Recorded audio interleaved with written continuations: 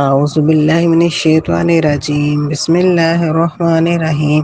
رب اشرح لی صدری ویسر لی امری واحلل عقدۃ من لسانی یفقہوا قولی رب زدنی علما اللہم فقہنا فی الدین اللہم انی اسألک علما نافعا عملا متقبلا ورزقا طیبا آمین ثم آمین۔ آیت نمبر 104 سے 112 تک پہلے ان کے الفاظ مانی۔ یا ایو اے الذین وہ لوگ جو آمنو ایمان لائے، لا تقولو نہ کہو رائنا رائنا، وقولو اور کہو انظرنا انظرنا، واسمعوا اور سنو، وللکافرین اور کافروں کے لیے عذاب عذاب علیم دردناک۔ ماں نہیں یودو چاہتے الذین جن لوگوں نے کفروا کفر کیا، من سے اہل الکتاب اہل کتاب، وللمشرکین اور نہ مشرک، ان کے ینزل نازل کی جائے علیکم تم پر، من خیرن کوئی بھلائی، من ربکم تمہارے رب کی طرف سے، واللہ اور اللہ یختص خاص کر لیتا ہے، برحمتہ اپنی رحمت سے، من یشاء جسے چاہتا ہے، واللہ اور اللہ ذو الفضل فضل والا، العظیم بڑا۔ ماں نہیں ننسخ ہم جو منسوخ کرتے ہیں، من سے آیتن کوئی آیت، او یا ننسیہا بھلا دیتے ہیں اسے، ناتی لے آتے ہیں، بخیر بہتر، منہا اس سے، او یا مثلہا اس جیسی۔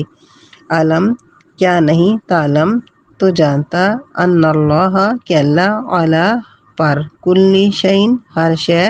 قدیر قادر۔ علم تعلم کیا تو نہیں جانتا، ان اللہ کہ اللہ لہو اس کے لیے،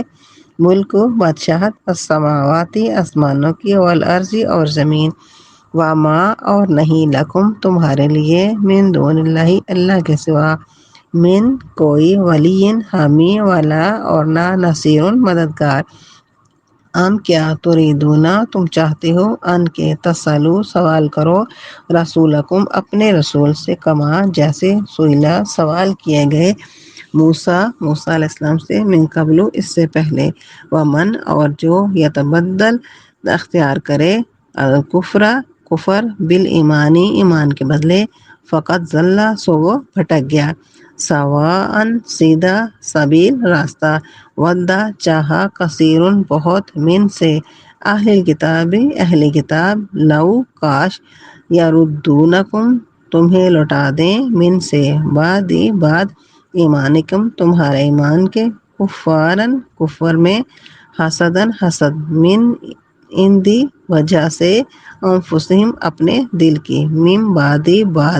ما جبکہ، تبینہ واضح ہو گیا، لہم ان پر، الحق حق، فاعفوا پس تم معاف کر دو، واصفحوا اور درگزر کرو، حتیٰ یہاں تک کہ، یاتی لے آئے، اللہ بامرہ اپنا حکم، ان اللہ بے شک اللہ، علی پر، کل ہر شیء چیز، قدیر قادر، واقیموا اور تم قائم کرو، صلاۃ نماز، وآتوا اور دیتے رہو، زکوٰۃ زکوٰۃ، وما اور جو، تقدموا آگے بھیجو گے، لانفسکم اپنے لیے، من خیر بھلائی، تجدوہ تم پالو گے اسے، عند اللہ اللہ کے پاس، ان اللہ بے شک اللہ، بما تعملون جو کچھ تم کرتے ہو، بصیر دیکھنے والا۔ وقالوا اور انہوں نے کہا، لن يدخل ہرگز داخل نہ ہوگا، الجنت جنت میں، الا سوائے، من جو کانا ہو، ہودن یہودی، او یا نصارا نصرانی، تلکا یہ، امانیہم جھوٹی آرزوئیں، کل کہہ دیجئے، ہاتو تم لاؤ، برہانکم اپنی دلیل، ان کنتم اگر تم ہو، صادقین سچے، بلا کیوں نہیں، من جو، یا جس نے، اسلم جھکا دیا، وجہہ اپنا چہرہ، للہ اللہ کے لیے، وہو اور وہ، محسن نیکوکار، فلہ تو اس کے لیے، اجرہ اس کا اجر، عند پاس، ربہ اس کا رب، ولا خوف اور نہ کوئی خوف، علیہم ان پر، اور لا نہ ہم وہ، یحزنون غمگین ہوں گے۔ اور اب ان آیات کے ترجمے کو دیکھتے ہیں۔ اے لوگو جو ایمان لائے ہو، رائنا نہ کہو اور انظر نہ کہو، اور سنو، اور کافروں کے لیے دردناک عذاب ہے۔ اہل کتاب میں سے جن لوگوں نے کفر کیا وہ نہیں چاہتے اور نہ مشرک کہ تم پر تمہارے رب کی طرف سے کوئی بھلائی نازل کی جائے، اور اللہ جسے چاہتا ہے اپنی رحمت سے خاص کر لیتا ہے، اور اللہ بڑے فضل والا ہے۔ کوئی آیت جسے ہم منسوخ کرتے ہیں یا اسے ہم بھلا دیتے ہیں، اس سے بہتر یا اس جیسی لے آتے ہیں۔ کیا تو نہیں جانتا کہ اللہ ہر شے پر قادر ہے؟ کیا تو نہیں جانتا کہ اللہ کے لیے ہے آسمانوں کی اور زمینوں کی بادشاہت، اور تمہارے لیے نہیں، اللہ کے سوا کوئی حامی اور نہ مددگار۔ کیا تم چاہتے ہو کہ اپنے رسول سے سوال کرو جیسے سوال کیے گئے اس سے پہلے موسیٰ علیہ السلام سے، اور جو ایمان کے بدلے کفر اختیار کر لے سو وہ بھٹک گیا سیدھے راستے سے۔ بہت سے اہل کتاب نے چاہا کہ وہ کاش تمہیں لوٹا دیں تمہارے ایمان کے بعد کفر میں، اپنے دل کے حسد کی وجہ سے، اس کے بعد جب کہ ان پر حق واضح ہو گیا۔ بس تم معاف کر دو اور درگزر کرو یہاں تک کہ اللہ اپنا حکم لائے، بے شک اللہ ہر چیز پر قادر ہے۔ اور نماز قائم کرو اور دیتے رہو زکوٰۃ، اور اپنے لیے جو بھلائی آگے بھیجو گے تم اسے پالو گے۔ اللہ کے پاس بے شک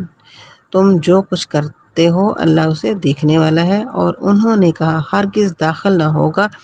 جنت میں سوائے اس کے جو یہودی ہو یا نصرانی، یہ ان کی جھوٹی آرزوئیں ہیں۔ کہہ دیجئے تم لاؤ اپنی دلیل اگر تم سچے ہو، کیوں نہیں؟ جس نے اپنا چہرہ اللہ کے لیے جھکا دیا اور وہ نیکوکار ہو تو اس کے لیے اس کا اجر اس کے رب کے پاس ہے، اور ان پر کوئی خوف نہیں اور نہ وہ غمگین ہوں گے۔ ان آیات میں اللہ تعالیٰ مسلمانوں کو یہودیوں کی ان کج بحثیوں سے اور ان فتنہ انگیزیوں سے آگاہ فرما رہے ہیں جو وہ مسلمانوں کو دین سے ہٹانے کے لیے کیا کرتے تھے۔ اللہ تعالیٰ فرماتے ہیں اے ایمان والو، اے مسلمانوں جو ایمان لائے ہو، تم رائنا نہ کہو اور انظر نہ کہو، بلکہ بات کو دھیان سے اور غور سے سنو، اور اس کے باوجود جو اللہ تعالیٰ کی نافرمانی کرے گا تو اس کے لیے عذاب علیم ہے۔ یہودی مدینہ کی عادت تھی کہ وہ جب نبی پاک صلی اللہ علیہ وسلم سے ملتے یا آپ کی مجلس میں آتے اور اگر ان کو کوئی بات پوچھنی ہوتی تو وہ کہتے رائنا، اور عربی میں اس کے معنی یہ ہے کہ ہماری رعایت کیجیے، یعنی ہماری طرف توجہ فرمائیے۔ تو اس لحاظ سے یہ لفظ ٹھیک تھا اور اس میں گستاخی کے کوئی معنی نہیں تھے، لیکن عبرانی زبان میں جو یہودیوں کی مذہبی زبان تھی اس سے ملتا جلتا ایک لفظ بد دعا کے طور پر استعمال ہوتا تھا، اور اسی لفظ میں عین کو ذرا کھینچ کر اگر بولا جائے تو وہ رائنا بن جاتا، جس کے معنی ہے ہمارے چرواہے۔ اور یہودیوں کی اصل نیت اس لفظ کو خراب معنی میں استعمال کرنے کی ہوتی تھی، تو چونکہ عربی میں اس کا بظاہر مطلب ٹھیک تھا اس لیے بعض مخلص مسلمانوں نے بھی اس لفظ کو بولنا شروع کر دیا۔ تو یہودی اس بات سے بڑے خوش ہوتے اور اندر ہی اندر مسلمانوں کا مذاق اڑاتے، اس لیے اس آیت نے مسلمانوں کو اس شرارت سے آگاہ کیا اور آئندہ کے لیے اس الفاظ کو استعمال کرنے پر پابندی لگا دی، اور یہ بھی سمجھایا کہ ایسے الفاظ کا استعمال مناسب نہیں ہے جن سے کسی غلط مفہوم کا اندیشہ ہو، کوئی غلط فہمی پیدا ہو سکتی ہو۔ اور اگلی آیت میں اس بات پر یہ بتایا گیا کہ اصل میں یہ ان کے دل کی حسد ہے کہ یہ نبوت جو ہے وہ حضرت محمد صلی اللہ علیہ وسلم کو کیوں ملی ہے، اور یہ نبوت ان کے پاس کیوں نہیں آئی، ان کی نسل میں کیوں نہیں آئی، تو لہٰذا تم رائنا کے بجائے انظرنا کا لفظ بولو، اور کیونکہ اس کے معنی ہے ہم پر شفقت کی نظر فرمائیے، اور اس لفظ میں ایسی کوئی چیز نہیں ہے کہ جس سے کوئی غلط معنی نکل سکتے ہوں۔ اور فرمایا گیا کہ یہ جو کچھ بھی کرتے ہیں یہ حسد کی وجہ سے، دل کی خرابی کی وجہ سے یہ ایسی باتیں کرتے ہیں، اور بعض اوقات وہ مسلمانوں کے خلاف، مسلمانوں کو دین سے ہٹانے کے لیے، ان کے دل میں غلط فہمیاں پیدا کرنے کے لیے مسلمانوں کو غلط سوال ان سے کرتے اور جس سے شکوک و شبہات پیدا ہوں، اللہ فرماتے ہیں کہ یہ یہود و نصارہ اور اہل کتاب یہ تو چاہتے نہیں ہیں کہ اللہ تعالیٰ کی طرف سے مسلمانوں پر کوئی خیر نازل ہو، کوئی بھلائی نازل ہو اور ان کو اللہ تعالیٰ کا فضل نصیب ہو، لیکن اللہ تعالیٰ اپنی رحمت سے، اپنے فضل سے جس کو چاہتے ہیں اپنے لیے مخصوص کر لیتی ہیں، اپنے رحمت فضل نازل کرنے کے لیے مخصوص کر لیتی ہیں۔ اور یہ جو اعتراضات کرتے تھے تو ان میں ایک اعتراض ان کا یہ بھی ہوتا تھا کہ قرآن پاک اور تورات اگر اللہ تعالیٰ کی نازل کرتا ہے تو ان میں فرق کیوں ہے، ان کے احکامات، بعض احکامات جو ہیں وہ ایک دوسرے سے مختلف کیوں ہیں، اور قرآن میں بعض باتیں جو ہیں ان کو نازل کرنے کے بعد، بعض احکامات نازل کرنے کے بعد پھر ان کو منسوخ کیوں کر دیا جاتا ہے۔ تو یہ کبھی کوئی بات نازل کی جاتی ہے اور کبھی کوئی بات نازل کی جاتی ہے، تو اس طرح کی باتیں کرنے کا مقصد ان کا بات پوچھنا نہیں ہوتا تھا، بلکہ ان کا مقصد مسلمانوں کے دلوں میں شک و شبہات پیدا کرنا ہوتا تھا نبی وسلم کی نبوت کے بارے میں اور قرآن پاک کے بارے میں، تاکہ لوگ بدل ہو کے یہاں سے ہٹ جائیں۔ تو کبھی کہتے ہیں کہ یہ اس میں حکم جو ہے کبھی ایک آتا ہے کبھی دوسرا آتا ہے، تو اس کو منسوخ کیوں کر دیا جاتا ہے۔ تو قرآن پاک میں جو نص ہے وہ تین طرح سے ہے۔ ایک تو یہ ہے کہ لفظ جو ہے وہ منسوخ کر دیا جاتا لیکن حکم باقی رکھا جاتا۔ تو یہ آیت رجم ہے، اس کی مثال آیت رجم کی ہے، جو کہ آیت تو منسوخ ہو چکی ہے لیکن اس کا حکم جو ہے وہ باقی ہے۔ تو حضرت عمر صاحب کی روایت میں ہمیں اس کا حکم جو ہے وہ ملتا ہے۔ اور دوسرا طریقہ ہے حکم منسوخ کر دیا جاتا ہے لیکن آیت باقی رکھی جاتی، تو اس کی مثال سورہ انفال میں آیت نمبر 65 اور 66 میں ہمیں ملتی ہے۔ اور تیسرا طریقہ تھا کہ نہ آیت باقی رہتی اور نہ حکم باقی رہتا، تو ہر چیز کو منسوخ کر دیا جاتا۔ اس میں اس کی مثال رضاعت کی سیاحت عائشہ رضی اللہ عنہا سے ہمیں اس کا ملتا ہے، ثبوت ملتا ہے کہ صحیح مسلم میں یہ روایت ہے کہ پہلے 10 دفعہ دودھ پینے سے رضاعت کا حکم ہوتا تھا، اور اس کے بعد پھر 5 دفعہ، اور اس کے بعد پھر اس آیت کو منسوخ کر دیا گیا، لیکن حکم جو ہے وہ باقی ہے اور حدیث پاک میں یہ حکم باقی ہے۔ تو ان تمام باتوں سے سب سے پہلی چیز جو تھی وہ یہ بتانا مقصود تھا، اللہ فرماتے ہیں کہ اللہ تعالیٰ تمام زمین آسمان کو پیدا کرنے والے ہیں اور تمام زمین آسمان کا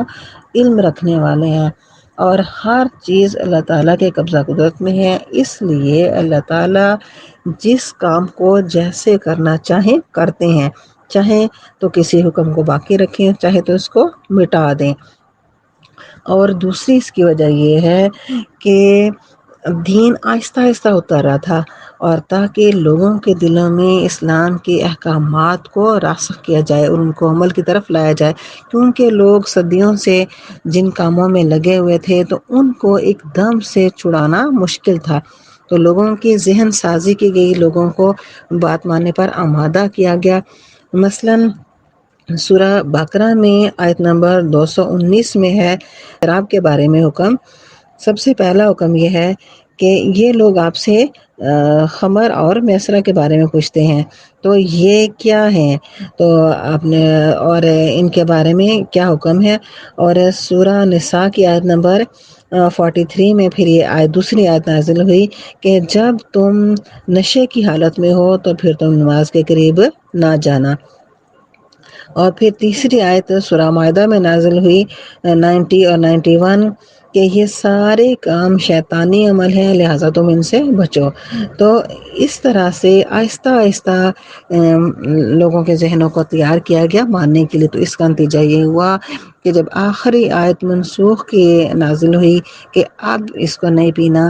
تو اب یہ حکم جو آیا کہ یہ منسوخ ہے، یہ حرام ہے، اب اس کے قریب نہیں جانا، شراب نہیں پینا، تو اس کے بعد لوگوں نے اس طرح سے شراب کو بہایا کہ اگر کسی نے ایک گھونٹ پیا تھا تو اس نے دوسرا گھونٹ نہیں پیا اور شراب کو اپنے گھروں سے باہر نکال دیا، اور اگر کسی نے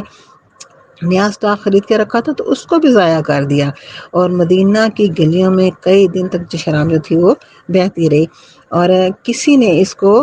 اپنے گھر میں نہیں رکھا۔ تو اس طرح بغیر کسی سزا کے اس پہ پابندی لگا دی گئی اور لوگوں نے اس کو قبول کر لیا۔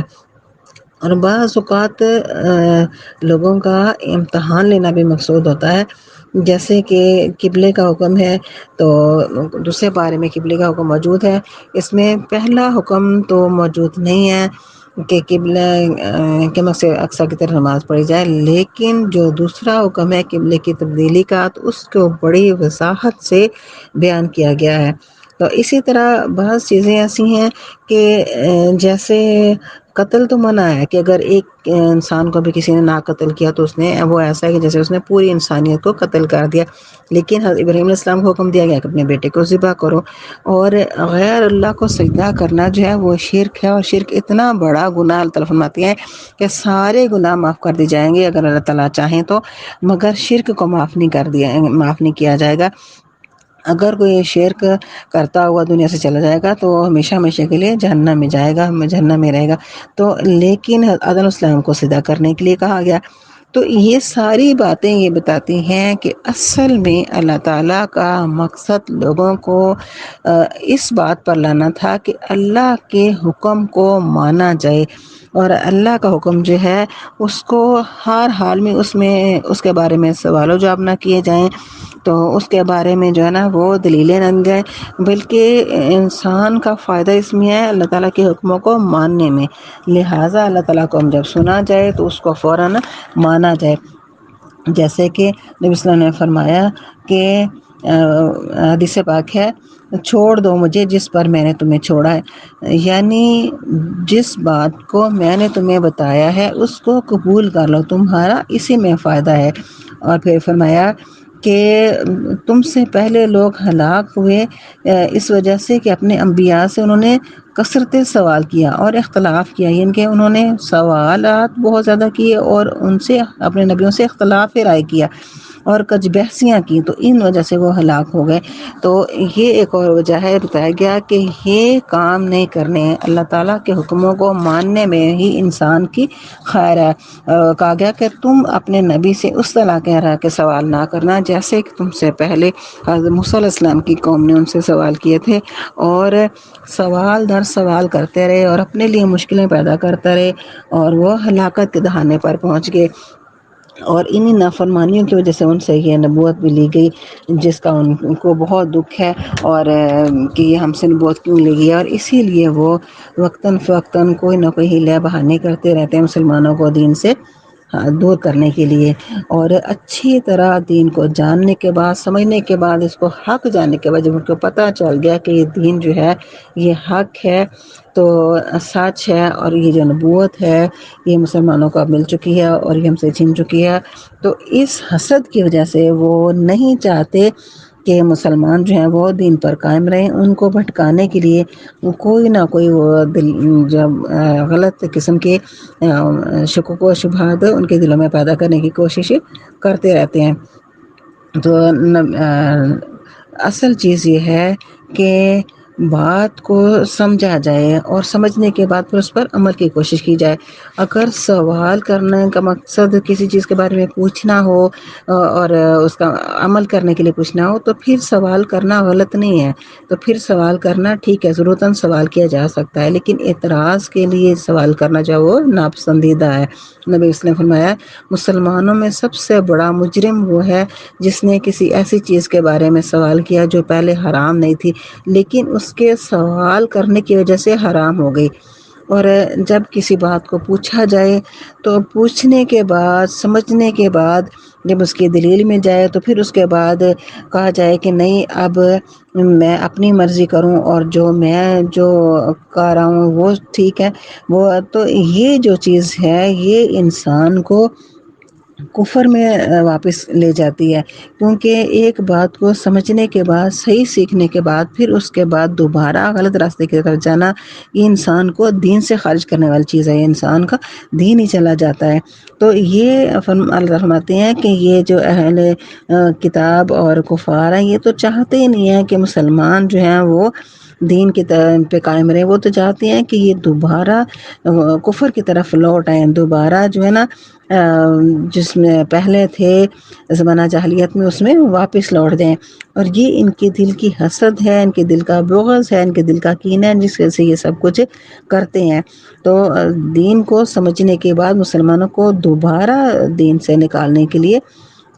شک و شبہات پیدا کرتے ہیں، فرماتے ہیں کہ ان کی یہ جو باتیں ہیں، جو تمام حرکتیں ہیں، ظاہر ان پر جب تمہیں غصہ آئے تو پھر تم کیا کرو کہ ان سے درگزر کرو اور ان کو معاف کرو اور ان کا معاملہ اللہ تعالیٰ کے حوالے کر دو، کہ جب یہ ایسی حرکتیں کرتے ہیں تو اللہ تعالیٰ ان کو یا تو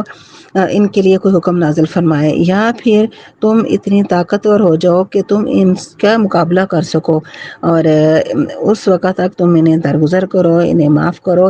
اور پھر اپنے لیے کیا کرو، فرمایا کہ خود نماز پڑھو اور زکوٰۃ دو اور دین پر قائم رہو، اور جو بھی تم اپنے لیے آگے بھیجو گے، اچھے کام کرو گے، نیکی کے کام کرو گے، صدقہ خیرات کرو گے، تو وہ تمام جو تمہاری بھلائی کے کام ہے، نیکی کے کام ہے، تم ان کو اللہ تعالیٰ کے پاس موجود پاؤ گے، اور تمہیں ان کا پورا پورا بدلہ اللہ کے ہاں دیا جائے گا۔ اور یہ جو کام تم بھی بھلائیوں کے، نیکیوں کے، خیر کی کرو گے، تو اس کا یہ مطلب نہیں ہے کہ اللہ تعالیٰ کو کسی بات کا پتہ نہیں ہے، اللہ تعالیٰ کو معلوم نہیں ہے تمہارا کوئی جزایا جائے گا۔ اللہ تعالیٰ دیکھ رہے ہیں جو بھی تمہارا عمل ہے، جو تم کرتے ہو، اللہ تعالیٰ ان کو دیکھنے والے ہیں، تمہارا کوئی بھی عمل جو ہے وہ ضائع ہونے والا نہیں ہے، تمہیں تمہارے ہر عمل کا پورا پورا بدلہ دیا جائے گا۔ تو اس لیے تم اپنے آپ کو اللہ تعالیٰ کی باتوں پر جما لو، اور یہ جو یہودی تمہیں بھٹکانے کے لیے کہتے ہیں کہ تم یا تو یہودی ہو جاؤ یا عیسائی ہو جاؤ تو اسی میں تمہارا فائدہ ہے، یہودی عیسائی ہو جاؤ گے تو پھر تم جنت میں جاؤ گے ورنہ تم جنت میں نہیں جاؤ گے، فرماتے ہیں کہ یہ صرف ان کے دل کی آرزوئیں ہیں جو انہوں نے اپنے دل میں پالی ہوئی ہیں۔ تو ان سے کہو کہ تم اگر اپنی باتوں میں سچے ہو تو تم ان کے لیے کوئی دلیل لے کے آؤ، تو بغیر دلیل کے صرف ان کی باتوں کو سن کے ان کو سچا نہیں مان لینا اور ان کی باتوں میں نہیں آنا، بلکہ ان سے کہو کہ اگر تم صحیح ہو، تم اپنی باتوں میں سچے ہو، تم اپنی باتوں کو منوانے کے لیے، ان کو سچا ثابت کرنے کے لیے کوئی دلیل لے کے آؤ۔ تو دلیل کے بعد صرف پروپیگنڈے سے جو ہے نا ان کی باتوں کے زور میں آ کے ان کی باتوں کو نہیں مان لینا، کیونکہ اصل جو چیز ہے وہ اپنے آپ کو اللہ تعالیٰ کے حوالے کر دینا، اپنے تمام معاملات کو اللہ کے حوالے کر لینا، تو نجات اسی میں ہے۔ اور اپنے تمام عمل کو نبی صلی اللہ علیہ وسلم کے طریقے کے مطابق کرنا، اللہ کے حکموں کے مطابق کرنا اور نبی صلی اللہ علیہ وسلم کے طریقے کے مطابق کرنا، تو اس میں خیر ہے۔ فرماتے ہیں کہ اصل نیک وہ ہے جو اپنے آپ کو اللہ تعالیٰ کے آگے جھکا دے، اصل محسن وہ ہے، یعنی کہ بہترین کام اس کے ہیں جو کہ اپنے ہر عمل کو اللہ تعالیٰ کی رضا کے لیے کرے، اور ایسے انسان کا جو اجر ہے اس کے رب کے پاس محفوظ ہے، اس کے تمام اعمال کا اجر اسے اللہ تعالیٰ سے ملے گا، اور اس کو کسی قسم کا غم ڈر خوف نہیں ہوگا۔ اور غم ڈر خوف کس کو نہیں ہوتا؟ جو اللہ تعالیٰ کی رضا والے کام کرے، یعنی اللہ تعالیٰ کا حکم مانے اور سنت طریقے پہ چلے، اور سنت طریقے پہ چلنے کے لیے اپنی ساری زندگی کو، اپنی عبادات کو، اپنے معاملات کو سنت کے مطابق گزارنا ہے۔ وہ سنت طریقہ جو کہ نبی صلی اللہ علیہ وسلم نے ساری زندگی کیا ہے اور کرنے کے لیے کہا ہے۔ عبادات میں مثلا کی عبادات کیسے کرنی ہے، نماز کیسے پڑھنی ہے، روزہ کیسے رکھنا ہے، زکوٰۃ کتنی دینی ہے، سب سے بہترین اللہ تعالیٰ کو عبادات میں نماز پسند ہے، نماز میں سجدہ پسند ہے۔ اور اگر کوئی یہ شخص کہے کہ جو رکھتے ہیں فجر کی میں دو نہیں، دو فرائض نہیں میں تین پڑھوں گا، اور سجدے جو ہیں وہ ایک رکعت میں دو نہیں تین کروں گا، تو اس کی نماز قبول ہی نہیں ہوگی۔ زیادہ ثواب تو کیا ملنا ہے؟ نماز ہی قبول نہیں ہوگی، کیونکہ یہ سنت طریقہ نہیں ہے۔ اس طرح اگر کوئی یہ شخص کہے کہ میں جو اعتکاف ہے وہ تو میں صحرا میں بیٹھ کے کروں گا، جنگل میں بیٹھ کے کروں گا، بیابان میں بیٹھ کے کروں گا، تاکہ مجھے وہاں پہ پرسکون ماحول ملے اور میں زیادہ عبادت کر سکوں۔ لیکن یہ بھی قابل قبول نہیں ہے، کیونکہ سنت طریقہ یہ ہے مسجد میں اعتکاف کرنا، تو جو سنت سے ہٹ کے کام کرے گا تو اس کا کام قبول ہی نہیں ہے۔ تو اس لیے اپنے تمام کاموں کا اللہ تعالیٰ سے اجر لینے کے لیے ہر کام کو سنت کے مطابق کرنا بھی فرض ہے۔ اللہ تعالیٰ ہم سب کو سنتوں پہ عمل کرنے کی توفیق عطا فرمائے اور صحیح باتوں کی توفیق عطا فرمائے۔ وما علینا الا البلاغ۔